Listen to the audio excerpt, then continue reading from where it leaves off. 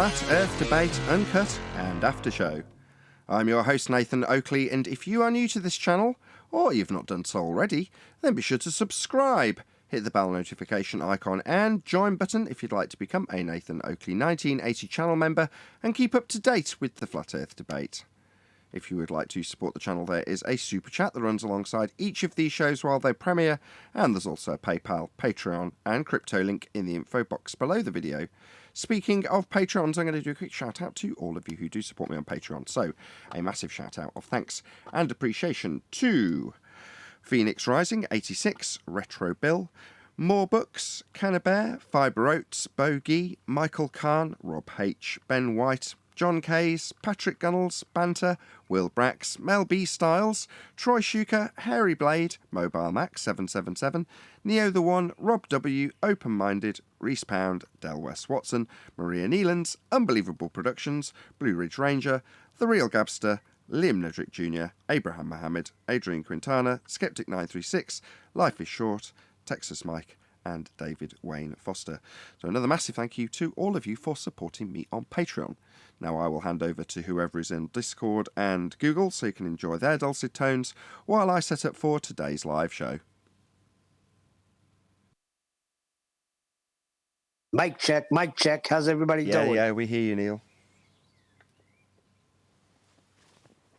Loud and clear.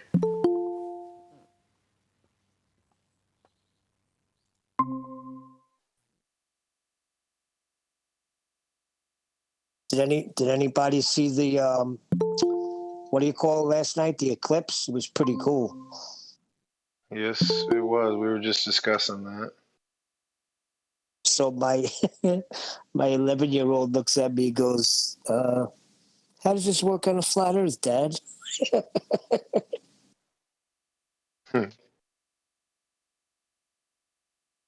And you said? I said, really? His question was, how does this work on a flat earth? And your answer was, really? Yeah, from my 11-year-old, I expected out of my 19-year-old.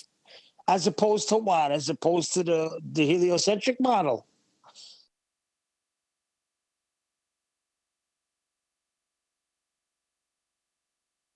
Okay. I'm a bit of a loss, really. What am I going to say to him? He's 11 years old. I'm in the middle of watching the Rangers in overtime. I wasn't even paying attention to it. Stop. Let me try this way. Neil, how does that work on a flat earth? What's that? You're asking me? Yes. You're giving me a false dichotomy. Okay.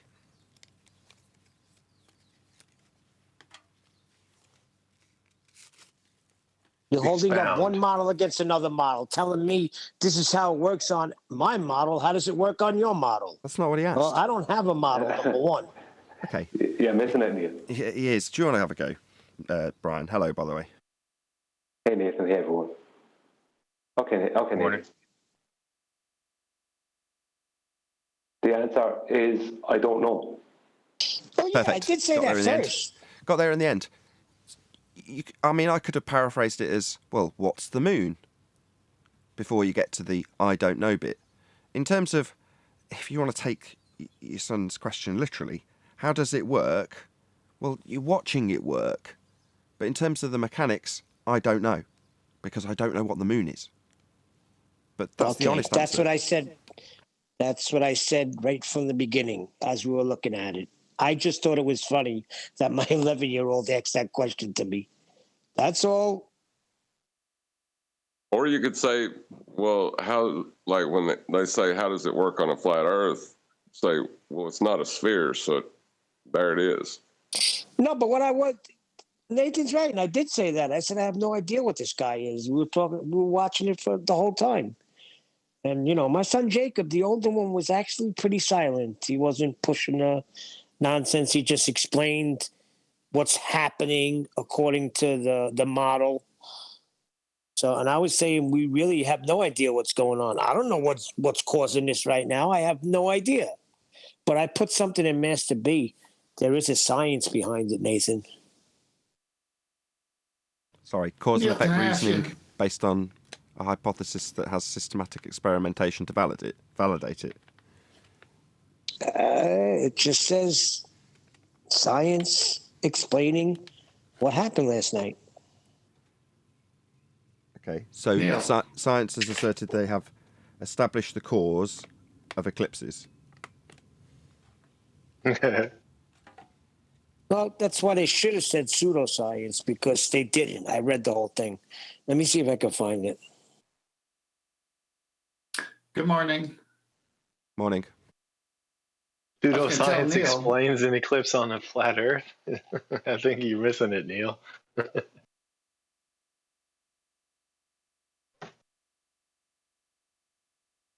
Whatever the explanation is, it's on a flat Earth. That bit, I think Neil gets. But I'm not missing shit. I know you're not. I didn't say you were. But the point is, not knowing that there's nothing wrong with that. It doesn't automatically mean, well, we say it's Earth getting in the way and shadows and...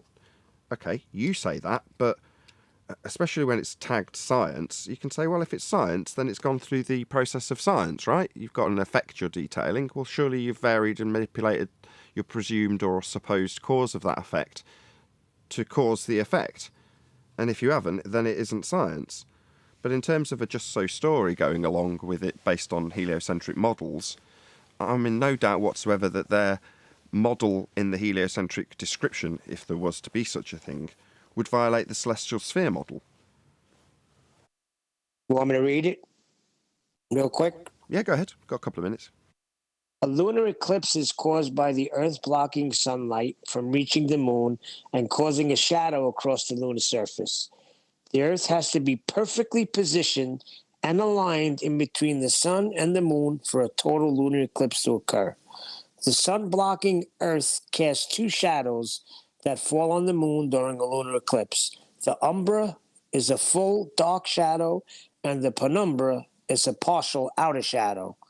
During a total lunar eclipse, the moon turns a rusty red color, earning the nickname Blood Moon. The red appearance is caused by the sunlight interacting with Earth's atmosphere. When sunlight reaches the Earth, our atmosphere scatters and filters different wavelengths of light due to the composition of our atmosphere. I'm getting feedback. Basically, there's no science here. Well, can you count the number of assumptions? You've got heliocentric motion, you've got shadows, you've got physical obstruction of light, you've got atmosphere, sphere-shaped air. You've got a whole host of assumptions being thrown into a just so story. But the prevailing theme of that story is, it's a shadow.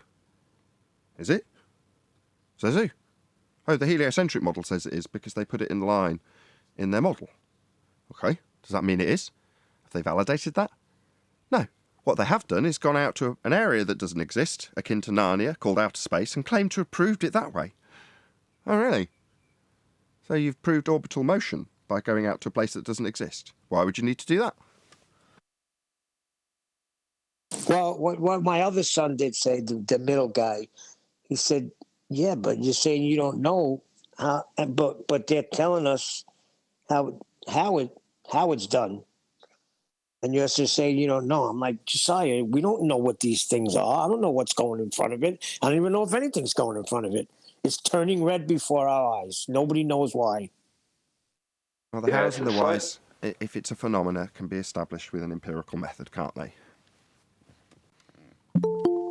Yeah, but it's the whole story behind it. They put that thing science on it, and then also if you read on, it says, and if you wait another 15 minutes, you could see the ISS passing by. Holy cow, boy!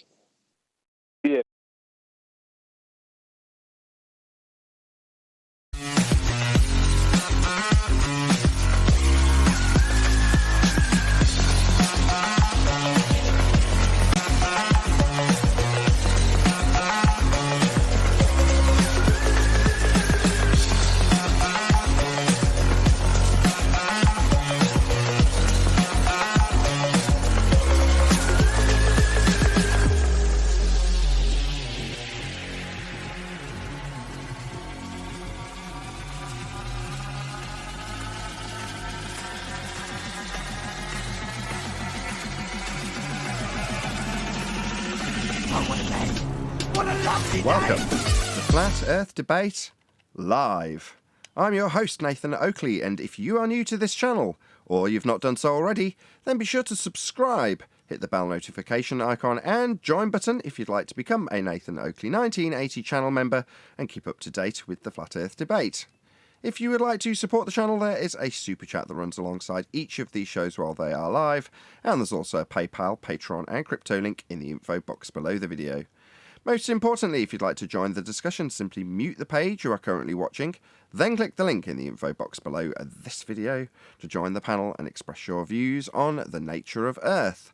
If you do join, please don't swear. If you do, you'll be ejected, and if you are, please don't try to rejoin the stream using sock accounts.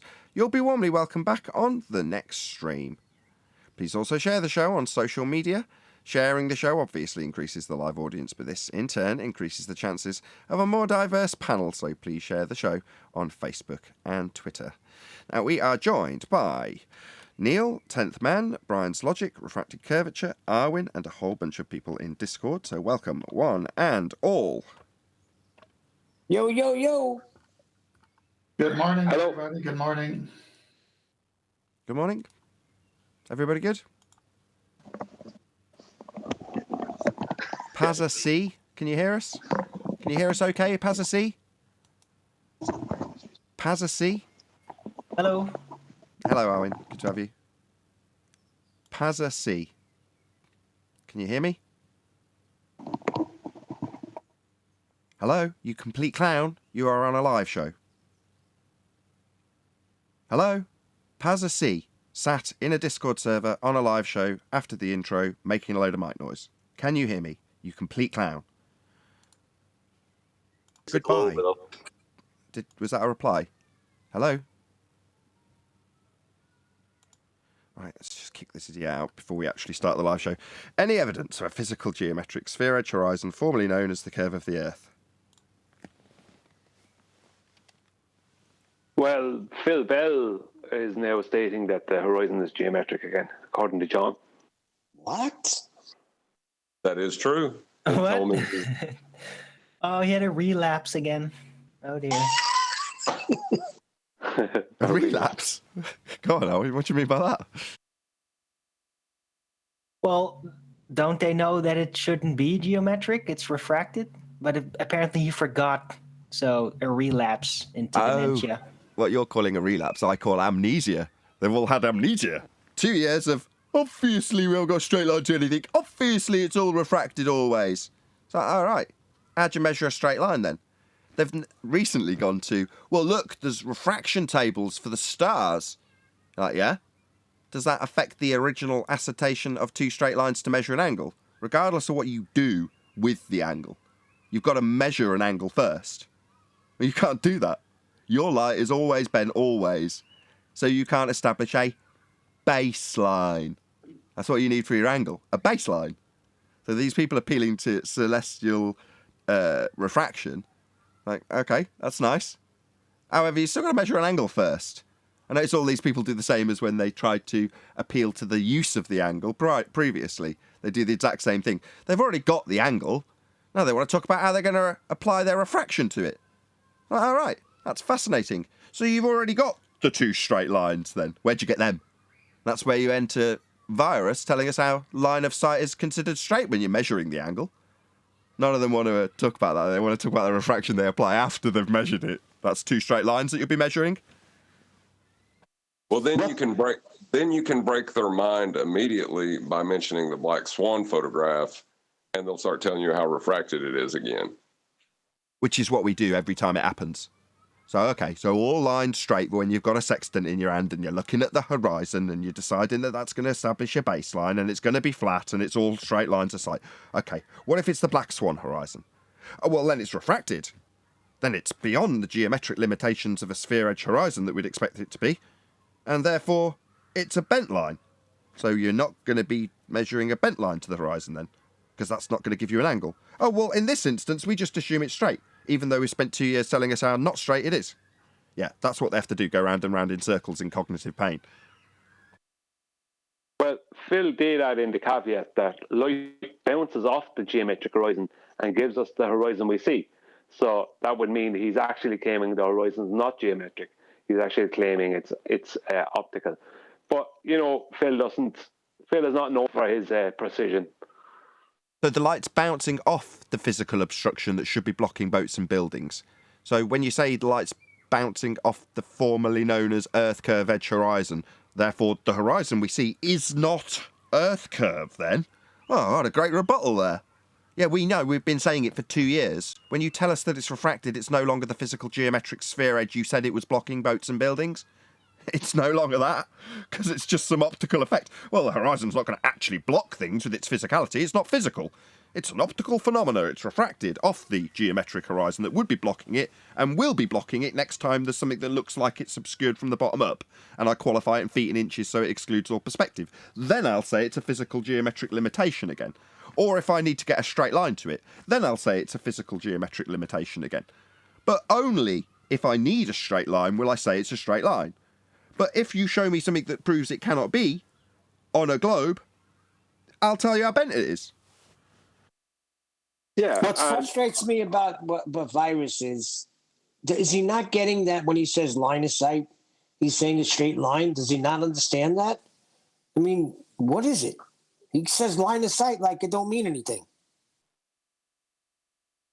It's double-speak nonsense. That's what it is. From someone who's willing to say anything at drop of a hat. That's all that is. I mean, if you look at our claims, it's like physical objects like boats are sailing over optical horizons, right? According to them, I have never seen any physical object sail over light. I've never seen that, or go behind light, if you know what I mean. It could go behind inferior mirage, but is it going behind it, or is inferior mirage just optically being in the way of you viewing it? So they're equivocating between physicality and refracted light, for why something is blocked. But according to the most recent claim, which is from Phil Bell, that he wrote to John, what we can gather from that is that physical objects and boats are going over and behind an optical location. They're falling over the edge? The optical edge, Neil. Yeah, it gets worse for them, doesn't it? Because originally they had us account for our edge of a disc. They've reified on our behalf to hold up in full dichotomy. That's your pizza pie flying up through a sky vacuum. And they ask us to justify our edge. Now, 5, 6, 7, is it 8 years? A long time down the line. We're pointing out to them that, number one, we don't claim that. That's not our model. We're not saying you should fall off some edge of some pizza pie. But you actually do say that boats fall over the edge of the Earth. That's what you say.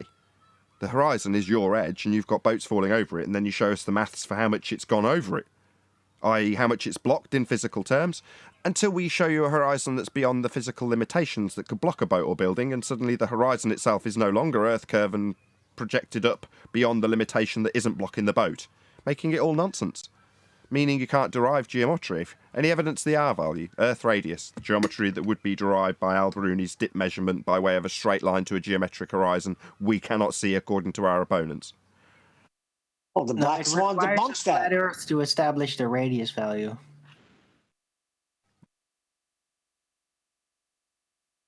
Yes, they do. They required a flat Earth originally to require any dual radii.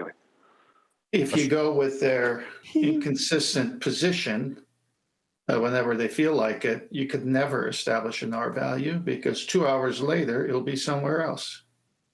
Yeah, well, they'll just say that the most we did was debunk the radius of Earth. That's all. It could be a lot bigger, But that's enough, Neil. If you debunk the radius of Earth, the model dies. Everything orbits, all the measurements in the so-called violation of the second law of outer space, it all goes away. Yeah, I mean, to say that the best you've done, I can't paraphrase it, but the best you've done is debunk the radius, means that will change every elevation angle to Polaris.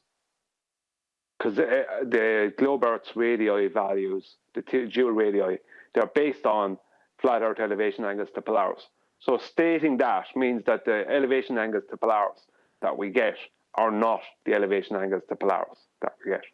So when you have a 45-degree angle to Polaris, that will not be a distance on the surface of Earth of 2,700 nautical miles, because the radius, the average 3959 radius of a globe is debunked. That shows how little that Mr. Sensible understood what he was saying. And he tries to say that he gets strawmanned. No. When Mr. Sensible said that we debunked the radius, or whatever he said, that debunked the radius of the Earth, of his globe or whatever, I can't remember exactly his words. When he stated that meant that he didn't understand what he was stating. He didn't understand that meant that all the angles to Polaris, he's stating then that all the angles to Polaris are all going to be completely wrong. And they've got to be debunked and changed as well. All celestial navigation doesn't work. That all has to be changed. Everything has to be changed. He doesn't understand. Regardless of even if he's trying to make it into a small change, he doesn't understand. Well, Brian, we estimated at 10 miles out, if you just give it that figure, even though it's much further out, and we have newer black swans that show it even further out than that, over 30 miles. But at 10 miles, the Earth's radius will go from 3959 to 40,000 miles. Now, imagine to what you just said, elevation angles to Polaris. Your latitude, it would give you a bad attitude if that was the case. But yeah, it would never match. I mean, the elevation angles to Polaris and the latitude would never match, if according to what Mr. Sensible thinks. Because when he said that, the best you've done is debunk the radius or whatever, what he didn't realize is that meant that you also would never get your 45-degree angle to Polaris would never be 2,700 nautical miles of a straight line distance on the surface of Earth. These kind of things are all debunked. Every one of them. All latitude lines are debunked. All distances within the heliocentric model, obviously, as you stated already, are debunked. But all that doesn't matter, because it's really the elevation angles to Polaris that matters. So him stating that meant that he was throwing out all elevation angles to Polaris as well. If it was any smaller, it'd be wrong. If it was any larger, it'd be wrong. It has to be what it is. And if you take what it is, the Black Swan shows it isn't even real. Yeah, I mean, exactly. It can't be any different. It has to have a polar radius of, I think it's 3950 and an equatorial radius of 3963, I think it is. But it has to have those, because if it doesn't have those, it's not matching the elevation angles to Polaris. That's what they're based off of. So so the fact, the fact that he was willing to say what he said about the radius means he doesn't understand his own model. He doesn't understand where the radii comes from. He doesn't understand that he just threw out celestial navigation. That's something that he doesn't get anyway. He threw everything out the window without realizing it. And then he has the cheek to say that we're strawmanning him. His ignorance. Like a second bout of ignorance. First of all, his ignorance has him state what he stated, and then secondly, he has the ignorance to state that we're strawmanning him. No, you don't understand your own model. That's what's going on here. Well, when we strawmanned you. Sorry. When they go, John, let me just finish. When they throw out these flippant remarks, it's because they're caught. They need to say something. Then later, oh my gosh, did I really say that?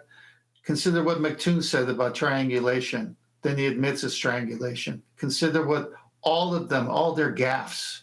It's like on the spot, they got to throw some nonsense out so the audience thinks they know what they're talking about. Then upon further investigation, it just kills everything they said. Go on, John. Right, as soon as they start to get real and they step away from their nonsense routines, they immediately run a dead halt, because they just prove to themselves by accident how wrong they are. I said for the longest time, they don't think before they speak. They just speak. Scratchy mic sounds, horrible mic sounds from Neil. Shout out to Mike808. Different. Thank you very much indeed for the weird super chat. Bex says use PayPal. Okay, I will. Shout out to PayPal, I guess. Thank you very much. Maybe you've sent me a PayPal donation. Maybe I should have checked that before I said anything. Thank you very much indeed for your donations, Mike808 and Bex. Nathan, I don't know if I agree with the. Just let John go and then yes, Anthony. Go ahead, John. I don't know if I agree with the. It has to be a certain radius. If you're measuring elevation angles, the idea of a spherical radius is nonsensical. Indeed. Go ahead, Anthony. So Nathan brought up, I think you did a 24-minute video yesterday showing a Kumo virus and how he was claiming that the line of sight is always straight. And this is the paradox. This is the paradox that the ball earthers have to get their head around. Because on the one hand, they need to have a straight line for a line of sight for sextants to be able to measure angles, as well as a straight baseline. But they also need to curve that line of sight to explain why on their model we see too far based on their model.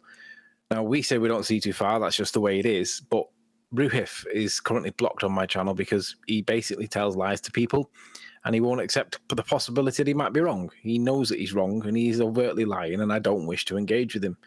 But what he did was he sent me an email, and I'm going to take you through it because it's a really interesting paradox. And he's flipping the burden of proof.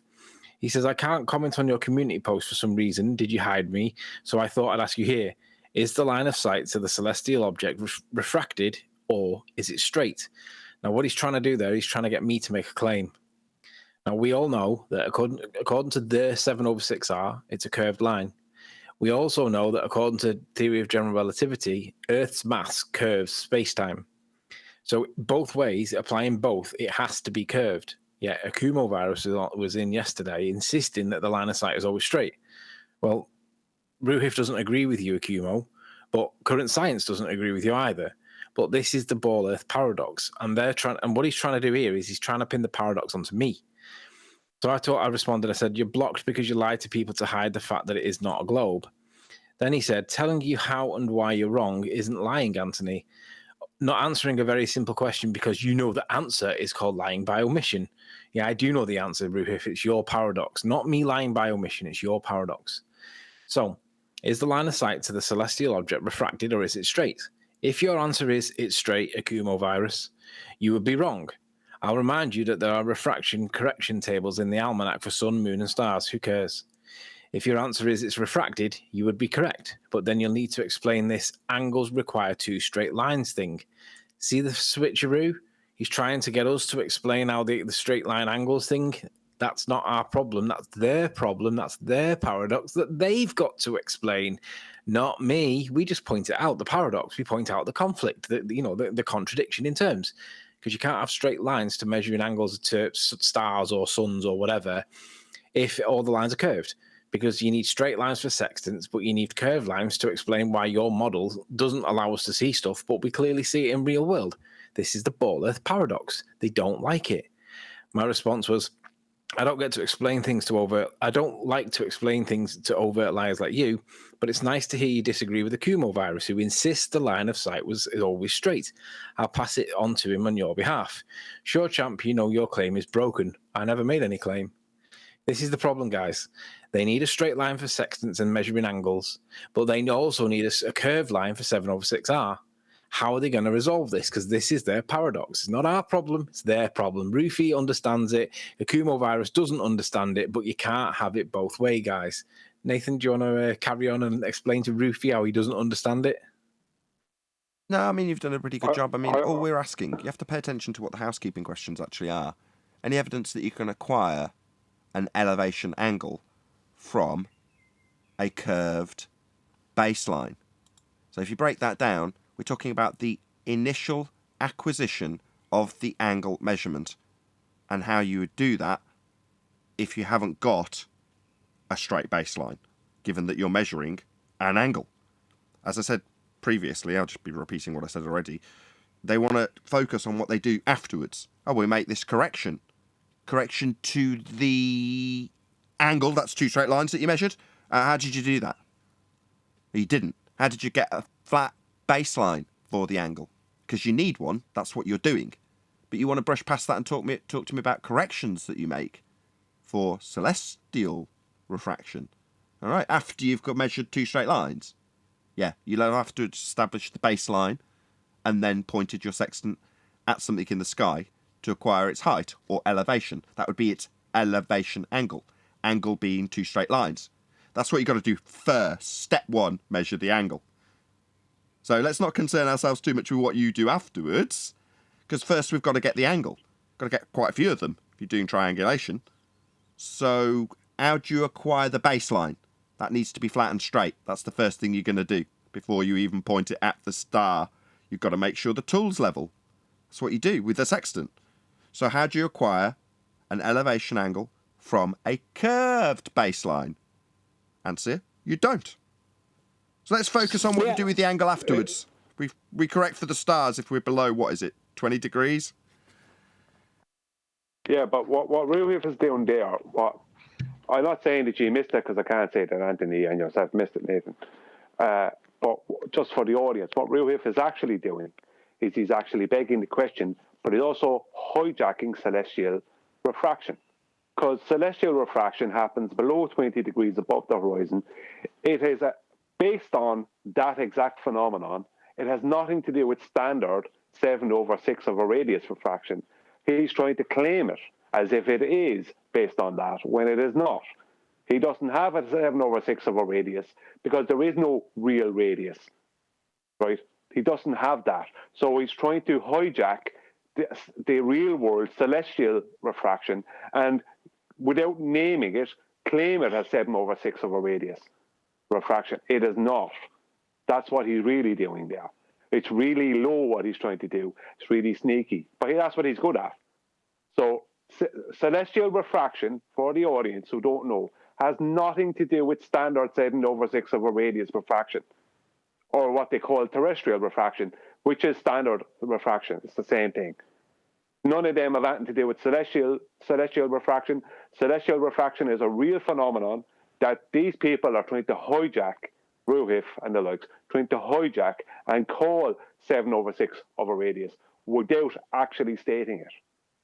So he's looking for Anthony to answer questions on something that has nothing to do with his globe, nothing to do with what he calls a model.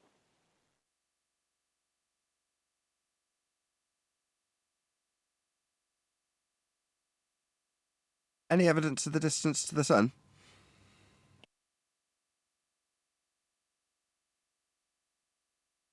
Not without a real radius.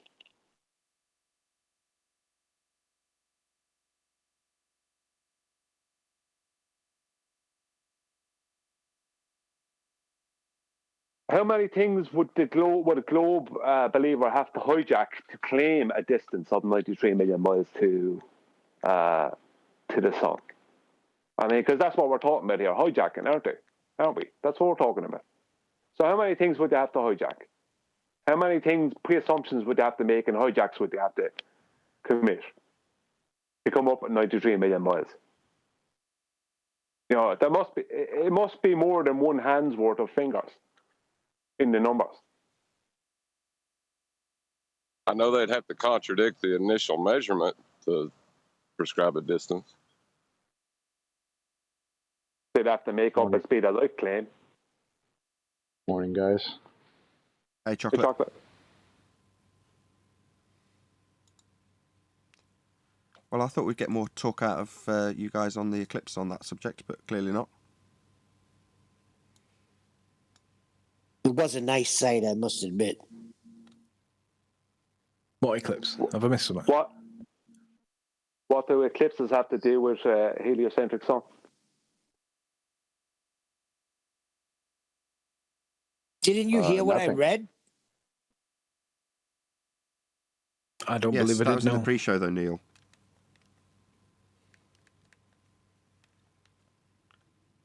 I forgot. That's right. Sorry. That was your plug for promoting your show, Nathan. When they can actually hear what I read. Thank you for telling me what it's going to be. No, that's your opportunity to actually inform the live audience what the hell you're on about.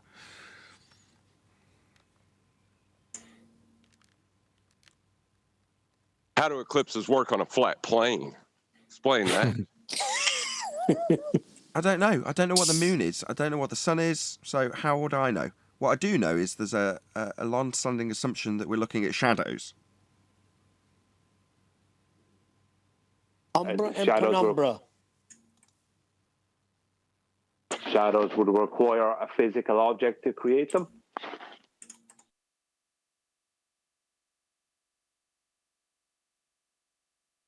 Yeah, but what the hell is causing that?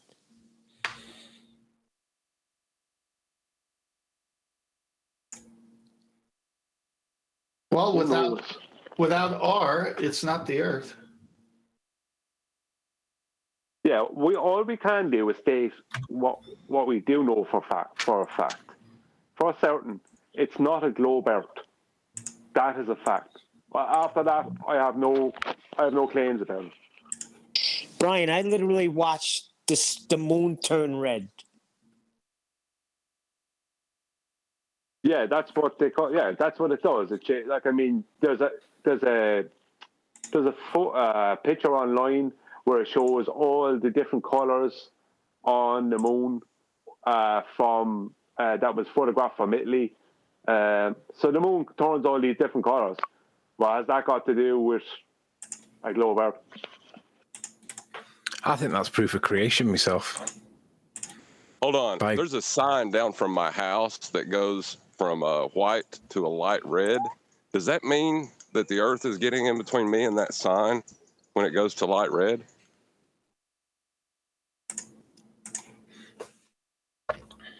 Yeah, isn't that evidence for what do they call? What does GPS away on your call it? mouse while you're talking? Who's typing? It's me playing my game. Yeah, just one thing at a time. Shout out to Godzilla and M. So first of all, let's just bring up this so I can actually put it to the audience. Ignore this super chat, Nathan. I'm just giving support. Pretend it's from Godzilla. Godzilla 37 replies, lol. No, kidding, A. Indeed. Thank you very much, both of you, for the super chats. Well, it goes all the way to the celestial coordinates. They say we're heliocentric, but they use the old-time geocentric coordinate system. Although that is false, it just seems to work better. But what kind of nonsense talk is that? Yeah, everything works. Anytime you have to do anything in reality, you always have to use something outside of their heliocentric claim. They always have to use something that isn't heliocentric. And that includes a globe Earth, no matter what it is. And they always say, well, it just works easier that way. Yeah, because the way you want it to work doesn't exist. Yeah, but that's the way it is.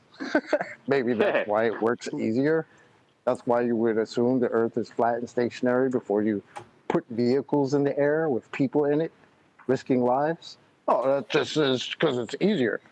Oh, it's easier to make something the opposite of what it is. It's supposed to be a spinning ball. You assume it's flat and stationary, and you just say it's easier. That's ridiculous. That's so nonsensical that it makes no sense. Go ahead. Another shout out to Godzilla 37 who says, "What do you do when you let virus accumulate?" Yeah, you already know. Okay, thank you very much. And then he says, "Yeah, you still missed one. That's the one I just read. But thank you for the super chat to remind me to read your other super chat. Really appreciate the support, Godzilla." I was just going to say, there's something in narrative here. It's funny because right after that, it says, another thing to look out for Sunday night, along with the total lunar eclipse, a great viewing opportunity of the International Space Station, the ISS. Look to the southwest at 10:28 p.m. with a 7-minute viewing window. So they're taking this eclipse and they're selling a whole narrative of space and heliocentrism. Bottom line. The International Swimming Station? Yeah. Let me remind you of something we shared from Andrew Redioff. One can, of course, believe anything one likes as long as the consequences of that belief are trivial. But when survival depends on belief, then it matters that belief corresponds to manifest reality.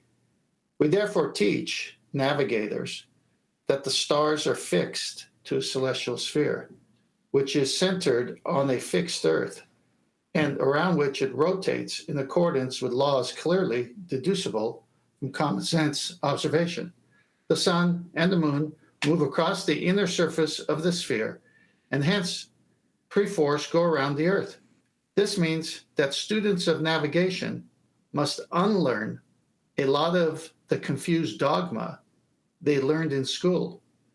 Most of them find this remarkably easy because dogma is as may be, but the real world is as we perceive it to be. If Andrew Hill would look into the Journal of Navigation, he will find that the Earth-centered universe is alive and well, whatever his readings of The Spectator may suggest. Darcy Redioff, Royal Air Force College. Beautiful. He messed up a little bit there. He said it goes around the Earth. I don't think he understands the celestial sphere model.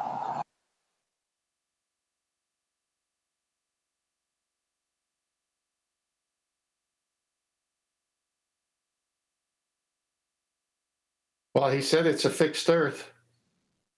Well, going around the Earth would be considered like going around the block, right? If we're talking in actual practical terms, it's like you can go around your neighborhood. We call it going around the block. Doesn't make your neighborhood a ball, though, right?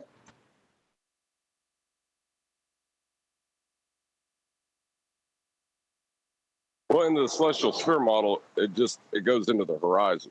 That's all you can show. Like, you can't show the bottom half of the sphere even. All you can show is the dome. You can't show it going around anything. Until you give me a better explanation, this makes sense, some will say. A false dichotomy fallacy.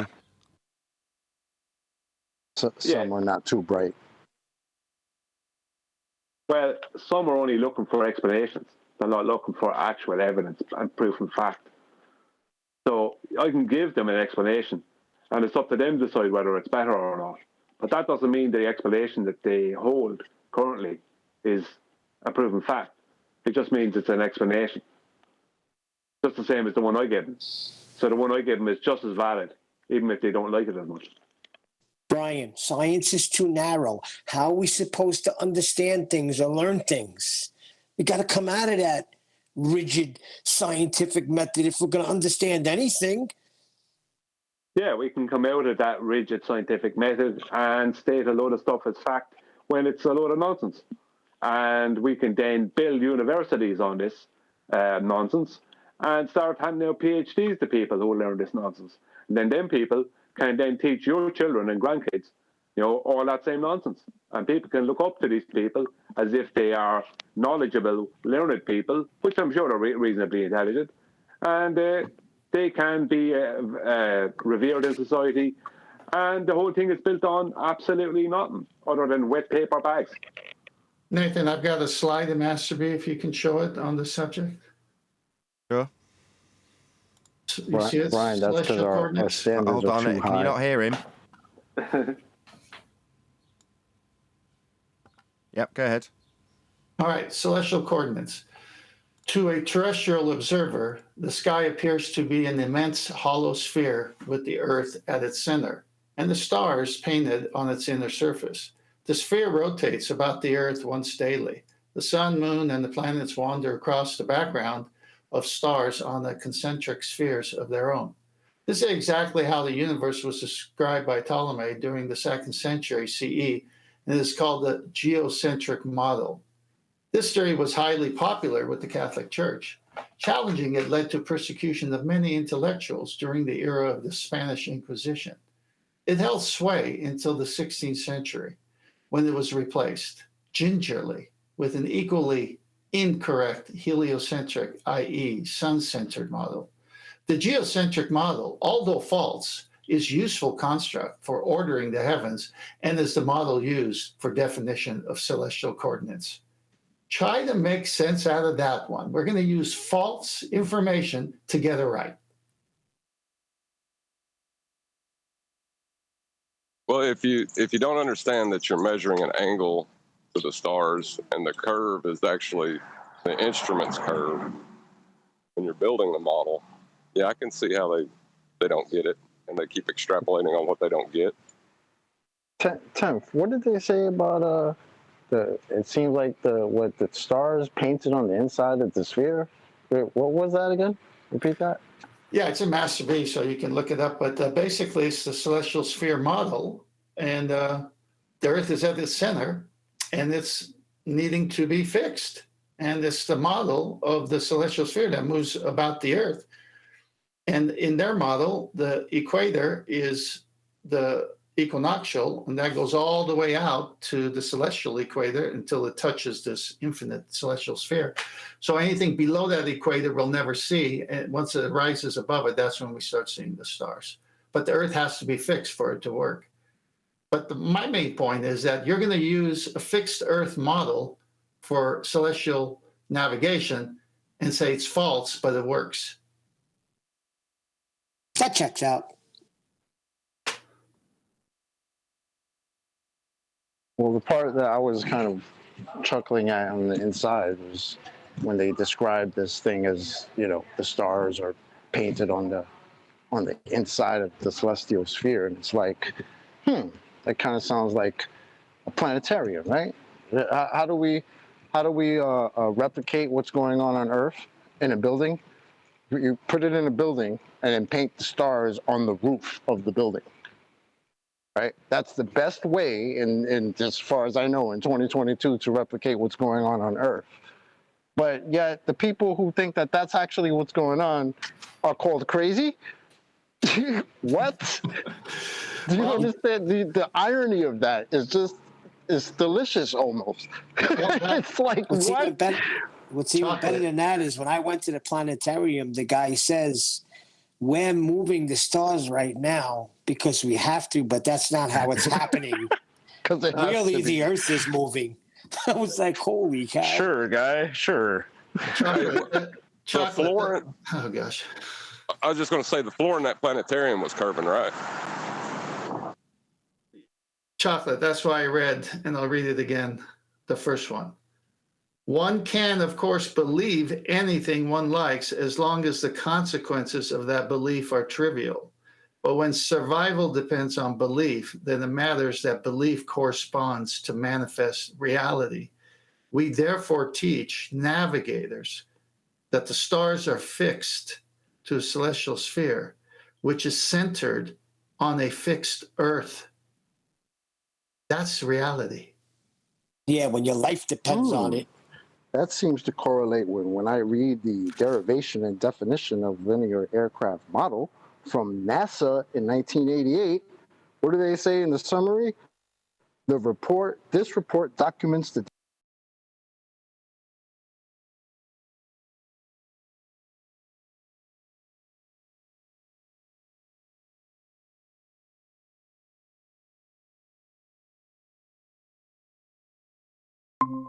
Mr. and Mrs. Normie out there, Mr. Normal person who thinks NASA is wonderful and serves you sunflowers and cookies, right? They're telling you themselves in their documents of how to build vehicles that it's flat and non-rotating Earth. That doesn't seem to be what they show us in the pictures, but I digress. I'm done. Well, actually, Chocolate, Andrew Thomas Young says all his refraction studies came from a plane. What plane would that be? Is that the one we live on? Oh my God! But then he had to take But then he had to take geometric considerations to make it work on the globe. Well, no. What I was going to say is, do you think the reason he did it on a plane is because he had to represent angle changes? Yeah, it's all done on a fixed flat Earth. Everything.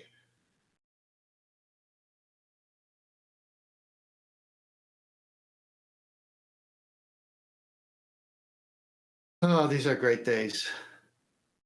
Any evidence of axial rotation of the Earth-based globalists variety? want to come on and tell us how what NASA really had meant when they said it's flat, non-rotational.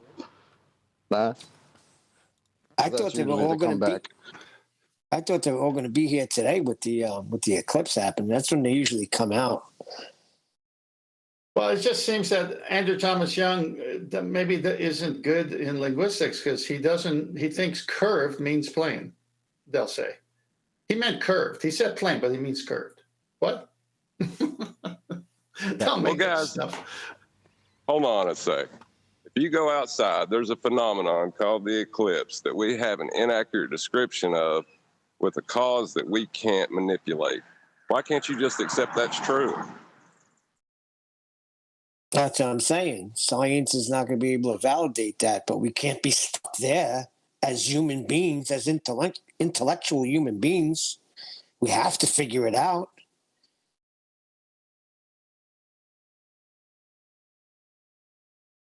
Well, just take my inaccurate description of a phenomenon that you can't test the cause of as truth, and you're good. But it works, John. The whole heliocentric model that they explain caused that eclipse works. No, not exactly, Neil. There's eclipses where the curved shadow is upside down of the Earth actually getting in the way, if Earth was actually getting in the way. What's that called when it's upside down? When what's upside down? Remember the picture of the guy was Selenilia. Yeah, exactly. So it's like he's saying, okay, here's the eclipse is going to happen. There's the moon. There's the sun. Okay, why is that upside down? Well, it's still it's an inaccurate description, right? Like they're describing what the language they're using to describe it is false. And the reason for it they can't test. So what are they really giving you?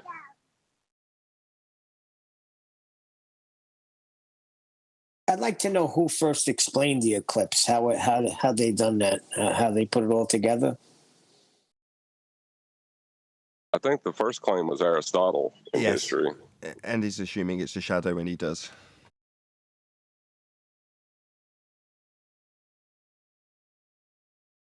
Am I wrong in saying when they were predicting eclipses back in the day, even using like the Saros cycle, wasn't that before the heliocentric model even?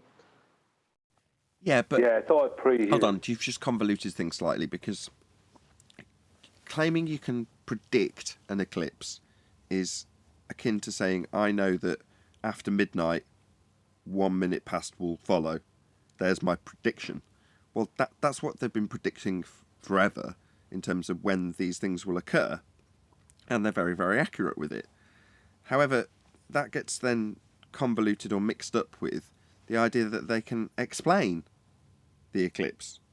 Logging the pattern is nothing like saying why what we see occurs, and then presupposing orbital motion, spherical Earth, shadows, all of those things are there just so story explanation for what we see.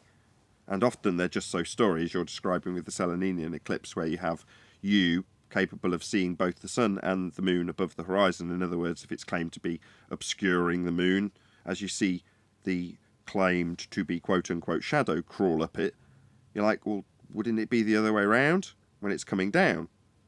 So these inconsistencies with their descriptions of shadows that often aren't actually shadows at all, it's not a shadow, it's a colour change, which I've seen with my own eyes in the lunar eclipse. That changing to a red colour, that's not a shadow. But, that I can say with my own eyes. But there we go, there's lots of assumptions that go along with a heliocentric description of an eclipse of any description. But in this instance, their claim to be descriptions would violate the celestial sphere model. As soon as you have a curved Earth in terms of your view and its occultation causing shadows, then that violates a flat plane with the perspective view of the stars above your head, because you can never have a position where you fall in orbital motion to cause the shadow. So it violates the celestial sphere model in the first instance, and you'll need a flat plane to get to that assertion anyway. That assertion isn't necessarily matching up perfectly with what we actually visualize, and what we do visualize doesn't match with their descriptions of having assumed shadows and assumed orbital motion, etc., etc. Any more on this? Yeah, it's pretty simple, Nathan. In order for celestial navigation to work, the Earth has to be a plane that's fixed, and it's the celestial sphere that's moving. But then when it's an eclipse, the Earth is a ball and it's in the way. Now, they can't have it both ways.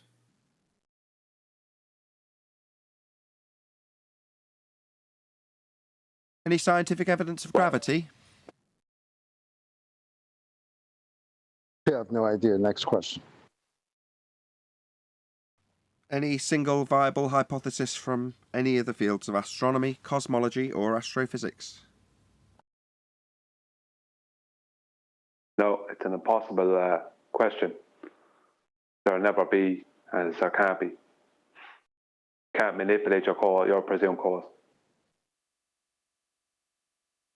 So what are you saying, that they can't land a rover on an asteroid and manipulate that? Because supposedly we've done that already. If you believe that, I got a bridge to sell you and a geometric horizon. Chocolate, didn't you share about a helicopter on Mars? Airwolf on Mars, bro. Yeah, man. You know, they said a helicopter to Mars, supposedly. Not sure how that works out with the 1% atmosphere that place is supposed to have, but okay, yeah. We go with that. That would have to be called Vacuum Wolf at that point. Yep. That name sucks. Hey, listen, the next eclipse is going to be in 2.5 years. They can predict it according to the heliocentric models. I don't know why everybody's mocking it. It has nothing to do with heliocentrism. The cycle of eclipses is a very old cycle, long before heliocentrism. Heliocentrism just hijacked it, just like the hijacked perspective, and they hijacked the effects of things falling down and things going up. They just hijack everything. That's all they ever do. That's all they can do is hijack. They have to hijack real world effects and real world things and then call it globe. Pathetic. You know, the other day we were having this big, long discussion about perspective and how they hijacked it for pretty much everything. And I realized, like, remember back when this started, how badly, like, the Globers and the anti-flat earthers would make fun of flat earthers and saying, oh, perspective, everything's perspective. They even started saying flirspective, right? Like, now to think about how crucial that is in their argument, it's hilarious. Yeah, they started. Yeah, pathetic is the only word for it, because they started eventually trying to teach us about perspective. A couple of years later. Yeah, and then after the Black Swan, somebody like Unorthodox comes here and says, it's perspective, Nathan, you forgot about that. It's like, oh, yeah, thanks, guy. Well, did you see Phil Bell's claim? Because I think there's something to this. They make a claim, and then they have people that will deny the claim in rebuttal. Did you see what he said about 38 kilometers up, gas stops traveling in all directions? Yeah, I saw that comment. No, someone there. I didn't see it. No, I'm sorry. I was just going to say, expand on what you're reading into what he's saying. Well, he says that at 38 kilometers up, gas stops expanding into space.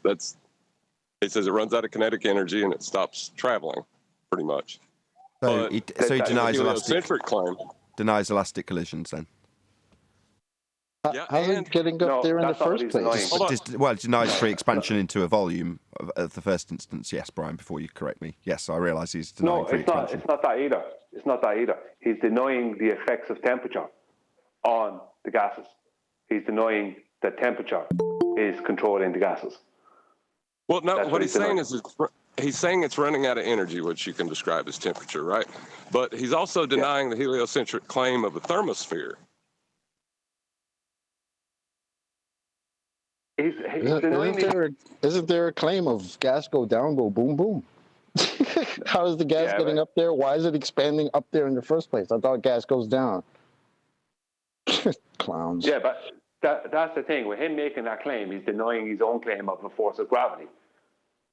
Because then it's not gravity that's causing the gas to slow down its movement. It's a loss of kinetic energy.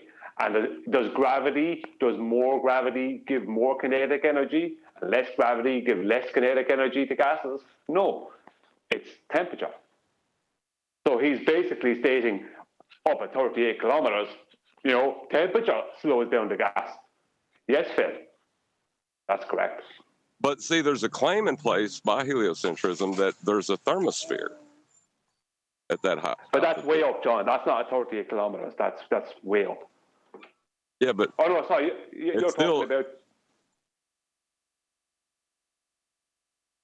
You're talking about the stratosphere. Is it? Or are you talking about the thermosphere? Thermosphere is way up in their belief. You have the troposphere, which is what we are claimed to live in. You have the stratosphere, which is above that. You have then the mesosphere, which is really cold. Then you have the thermosphere and then the exosphere. But that's a lot of spheres. Yeah, and how could anything, if you look at the claimed temperature of the mesosphere, how could anything ever get to a thermosphere? Because the temperature, as far as gas goes, the temperature is so low in their claim that there's no way gases are getting to there. Like, it's just crazy. Maybe some helium, I don't know. But it doesn't matter because it all requires a container in the first place to have pressure anyway. So the whole thing is nonsense, But look, their claims are like that. You know what I mean? You can start picking them apart from inside. But, you don't need to either. All their claims are where it's contained. Yeah, suppose there's 3 more layers after where he says the gas stops, right? That's what you're saying, Brian? Oh, there's more. It goes up to in their version of a model. It goes up to 6,200 miles. That's outside of on the outside of their globe. There's 6,200 miles of what they call atmosphere. Right, but they're claiming that there's still gas up there. It's just really spread out, right? Well, yeah. I mean, that's basically it. Yeah.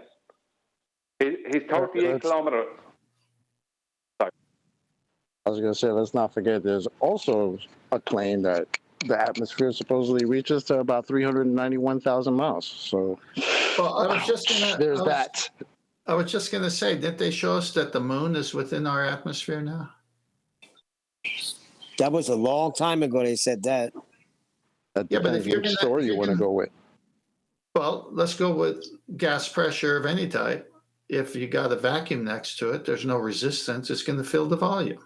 Well, so what the heck are they talking about? Kinetic energy. Right, so it's going to fill the volume. The 38 kilometers claim, right? Why he said 38 kilometers is because after that point, there is no high altitude balloons that could go past there. But they don't really know, even lower than that. They don't even know. He's kind of just thrown out there 38 kilometers. After 30 miles, if it'd be lucky for even high altitude balloons to reach that. There's nothing else outside. What I mean is that after a certain height, around 30 miles in the sky, maybe a little bit more, high altitude balloons won't go any further. So after that, all you have is a calculated heliocentric claim. Right, but what I'm saying is the heliocentric claim is it goes past that. He's saying it stops there. But he's saying there's a loss of kinetic energy there. He's right in a lot of ways. But he's wrong as well because the big loss of kinetic energy happens prior to that.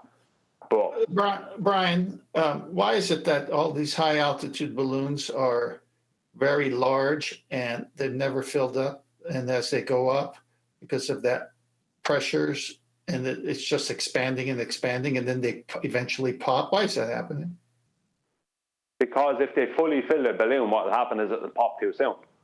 They only have to partially fill the balloon. So when the balloon goes up higher, the higher it goes up, the lower outside pressure there will be, the bigger the differential. So if they fully fill the balloon will pop because the internal helium will just bust open the balloon. So you have to partially fill the balloon, and when it goes up real high, it expands out and expands out.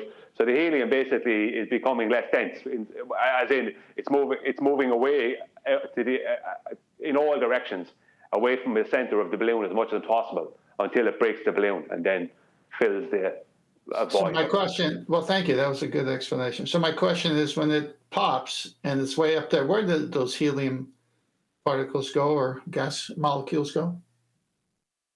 Straight back down to Earth, yay! Yeah, I mean, if there was a vacuum up there, what I mean is that you can measure a low-grade vacuum, but if there was a 10 to the minus 17 pour outer space up there, then they would go there.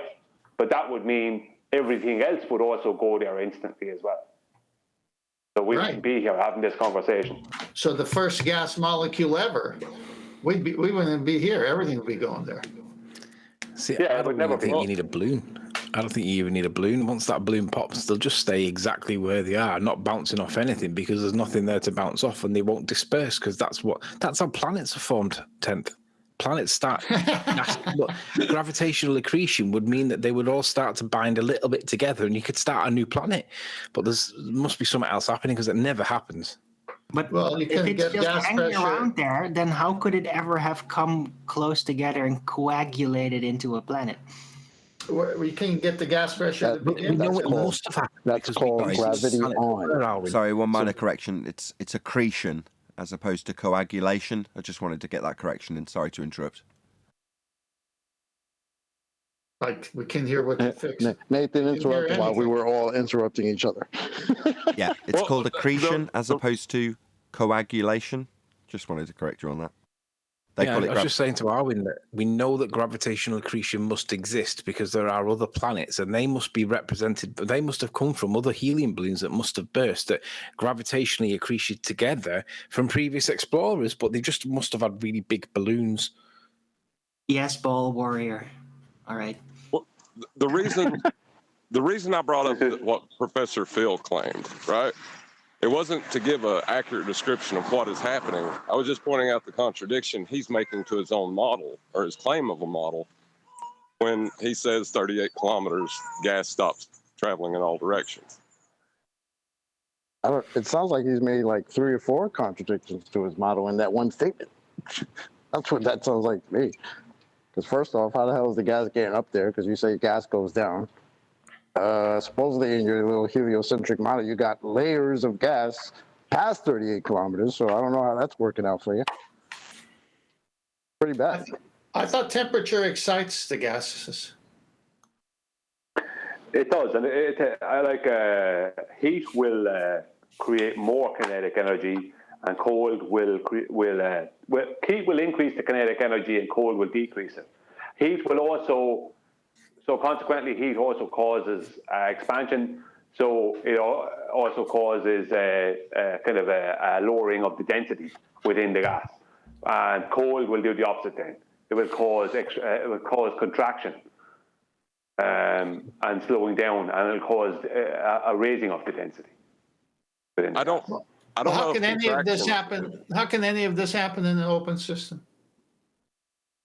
It can't happen without containment. You can't have a vacuum temperature or a gas pressure without containment. No. You don't need a container. We can just calculate it as if it was in a container and then insist that you don't need a container. Definitely need a container. It's the V in PV equals NRT. But with that, I'm going to say a huge, massive, enormous thank you to both Discord and G+ panels for making today's pre and live show possible. And of course, a massive thank you to all of you in either Nathan Oakley 1980 or Nathan Oakley premiering streams for hopefully smashing the super chat, liking, commenting, sharing, subscribing, joining as a member, and all that good stuff. I've been Nathan Oakley, and I will see you all in the next video.